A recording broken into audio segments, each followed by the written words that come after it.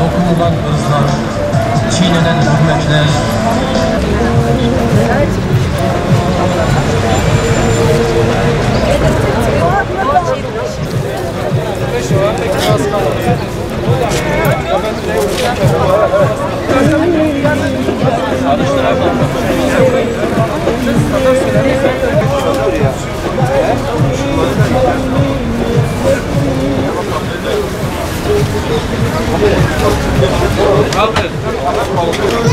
Kılıç, nande çekik,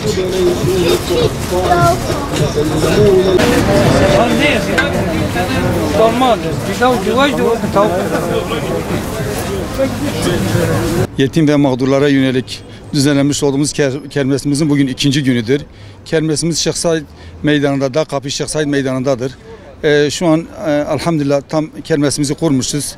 Devam ediyor kermesimiz. Yetim ve mağdur ailelere yönelik düzenlemiş olduğumuz kermesten dolayı biz burada işte gönüllerimize, üyelerimize, hayırseverlerimize tavsiyemiz, çağrımız gelsinler. Burada işte alışverişlerini yapabilir, yemeklerini yiyebilir, eve de yemek götürebilirler.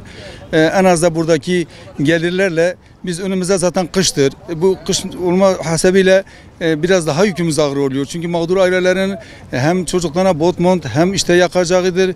Yani ekstradan bize bir gelir olduğu için biz ondan dolayı diyoruz işte hayırseverlerimiz, üye ve gönüllerimiz gelsin burada en az bir katkıda bulunsunlar. İnşallah biz de bu gelen gelirlerle, bu bağışlarla bu mağdur ailelerimizin ihtiyaçlarını inşallah gideririz. Bizim kermesimiz inşallah pazar günü yani ayın 21'ine kadar devam edecek.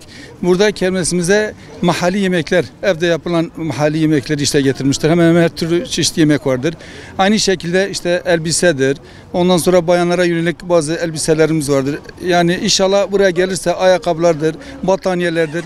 Yani hemen hemen bir evin ihtiyacını karşılayacak şeylerimiz vardır inşallah. Eşyalarımız vardır. Şimdiden gönüllülerimiz, üyelerimiz ve hayırseverlerimizin yapacak katkılardan dolayı Rabbim onlardan razı olsun. Kendilerine teşekkür ediyoruz.